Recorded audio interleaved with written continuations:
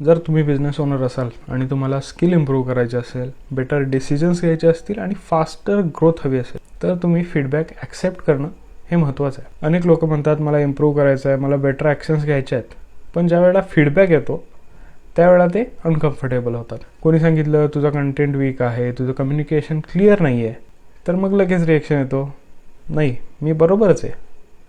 त्यांना काय माहिती. पण खरं सांगायचं म्हटलं तर फीडबॅक शिवाय इम्प्रूव्हमेंट होतच नाही. ज्या चुका तुम्ही करता त्या तुम्हाला दिसत नाहीत, पण फीडबॅक त्या तुम्हाला दाखवून देतात. आणि सक्सेसफुल लोक ही एक वेगळी सवय ठेवतात. ते फीडबॅकपासून पळत नाहीत, तर फीडबॅकच्या मागे असतात.